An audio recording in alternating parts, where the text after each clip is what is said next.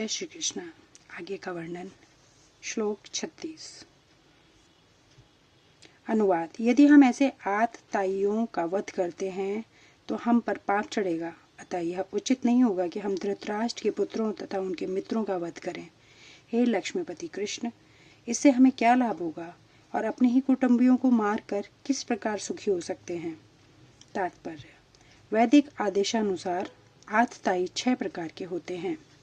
विष देने वाला, घर में अग्नि लगाने वाला, घातक हथियार से आक्रमण करने वाला, धन लूटने वाला, दूसरे की भूमि हड़पने वाला तथा पराई स्त्री का अपहरण करने वाला। ऐसे आतताइयों का तुरंत वध कर देना चाहिए, क्योंकि इनके वध से कोई पाप नहीं लगता। आतताइयों का इस तरह वध करना किसी सामान्य व्यक्ति को शोभा दे सकता है, किंतु अर्जुन कोई सामान्य व्यक्ति नहीं है। वह स्वभाव से साधु है, अतः उसके साथ साधुवत व्यवहार करना चाहता था, किंतु इस प्रकार का व्यवहार क्षत्रिय के लिए उपयुक्त नहीं है। यद्यपि राज्य के प्रशासन के लिए उत्तरदायी व्यक्ति को साधु प्रकृति का होना चाहिए, किंतु उसे कायर नहीं होना चाहिए। उदाहरणतः भगवान राम इतने साधु थे कि आज भी लोग राम राज्य में रहना चाहते हैं, किंतु उन्होंने कभी कायरता प्रदर्शित नहीं की। रावण आतताई था, क्योंकि वह राम की पत्नी सीता का अपहरण करके ले गया था, किंतु राम ने उसे ऐसा पाठ पढ़ाया जो विश्व इतिहास में बेजोड़ है। अर्जुन के प्रसंग में विशिष्ट प्रकार के आतताइयों से भेंट होती है। ये हैं उसके निजी पितामह, आचार्य, मित्र, पुत्र, पौत्र इत्यादि। इसलिए अर्जुन ने विचार किया कि उनके प्रति वह सामान्य आतताइयों जैसा कटु व्यवहार न करे। इसके अतिरिक्त साधु पुरुषों को तो क्षमा करने की सलाह दी जाती है। साधु पुरुषों के लिए ऐसे आदेश किसी राजनीतिक आपातकाल से अधिक महत्व रखते हैं। इसलिए अर्जुन ने विचार किया कि राजनीतिक कारणों से स्वजनों का वध करने की अपेक्षा धर्म तथा सदाचार की दृष्टि से उन्हें क्षमा कर देना श्रेयस्कर होगा।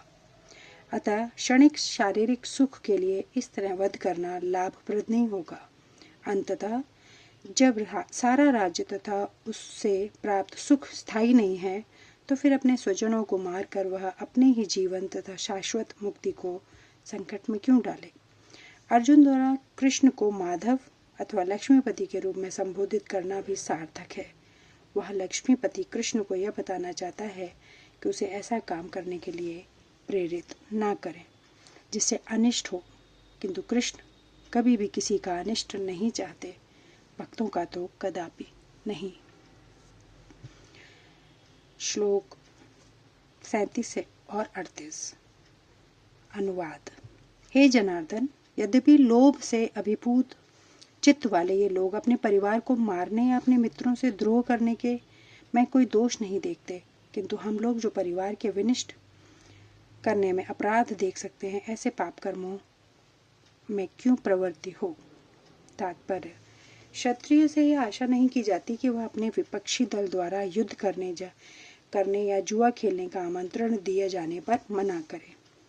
ऐसी अनिवार्यता में अर्जुन लड़ने से नकार नहीं सकता, क्योंकि उसको दुर्योधन के दल ने ललकारा था। इस प्रसंग में अर्जुन ने विचार किया कि हो सकता है कि दूसरा पक्ष इस ललकार के परिणामों के प्रति अनभिज्ञ हो,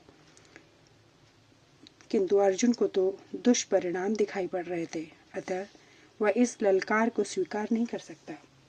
यदि परिणाम अच्छा हो तो कर्तव्य वस्तुतः पालनीय है, किंतु यदि परिणाम विपरीत हो तो हम उसके लिए बाध्य नहीं होते। इन पक्ष विपक्षों पर विचार करके अर्जुन ने युद्ध न करने का निश्चय किया। श्लोक 39। अनुवाद। कुल का नाश होने पर सनातन कुल परंपरा नष्ट हो जाती है और इस तरह शेष कुल भी अधर्म में प्रवृत्त हो जाता है। तात्पर्य। वर्णाश्रम व्यवस्था में धार्मिक परंपराओं के अनेक नियम हैं, जिनमें सहायता से परिवार के सदस्य ठीक से उन्नति करके आध्यात्मिक मूल्यों की उपलब्धि कर सकते हैं। परिवार में जन्म से लेकर मृत्यु तक के सारे संस्कारों के लिए वयोवृद्ध लोग उत्तरदायी होते हैं। किंतु इन वयोवृद्धों की मृत्यु के पश्चात संस्कार संबंधी पारिवारिक परंपराएं रुक जाती हैं और परिवार के जो तरुण सदस्य बचे रहते हैं वे अधमर्मय व्यसनों में प्रवृत्ति होने से मुक्ति लाभ से वंचित रह सकते हैं। अतः किसी भी कारणवश परिवार में वयोवृद्ध का वध नहीं होना चाहिए। श्लोक 40। हे कृष्ण, जब कुल में अधर्म प्रमुख हो जाता है तो कुल की स्त्रियां दूषित हो जाती हैं और स्त्रीत्व के पतन से है वृषणवंशी अवांछित संतानें उत्पन्न होती हैं। तात्पर्य: जीवन में शांति, सुख तथा आध्यात्मिक उन्नति का मुख्य सिद्धांत मानव समाज में अच्छी संतान का होना है। वर्णाश्रम धर्म के नियम इस प्रकार बनाए गए हैं कि राज्य तथा जाति की आध्यात्मिक उन्नति के लिए समाज में अच्छी संतान उत्पन्न हो। ऐसी संतान समाज में स्त्री के सत्यत्व और उसकी निष्ठा पर निर्भर करती है। जिस प्रकार बालक सरलता से कुमारगार की बनगामी बन जाता है, उसी प्रकार स्त्रियां भी पत्नोन्मुखी होती हैं। अतः बालकों तथा स्त्रियों दोनों को ही समाज के वयोवृद्ध का संरक्षण आवश्यक है। स्त्रियां विभिन्न धार्मिक प्रथाओं में संलग्न रहने पर व्यभिचारिणी नहीं होंगी। चाणक्य पंडित के अनुसार सामान्यतः स्त्रियां अधिक बुद्धिमान नहीं होती, अतः वे विश्वसनीय नहीं हैं। इसलिए उन्हें विविध कुल परंपराओं में व्यस्त रहना चाहिए और इस तरह उनके सत्यत्व तथा अनुरक्ति से ऐसी संतान जन्मेगी जो वर्णाश्रम धर्म में भाग लेने के योग्य होगी। ऐसी वर्णाश्रम धर्म के विनाश से यह स्वाभाविक है कि स्त्रियां स्वतंत्रतापूर्वक पुरुषों से मिल सकेंगी और व्यभिचार को प्रश्रय मिलेगा, जिससे अवांछित संतानें उत्पन्न होगी। निठल्ले लोग भी समाज के व्यभिचार को प्रेरित करते हैं और इस तरह अवांछित बच्चों की बाढ़ आ जाती है, जिससे मानव जाति पर युद्ध और महामारी का संकट छा जाता है। आगे का वर्णन अगले वीडियो में। धन्यवाद। जय श्री कृष्ण।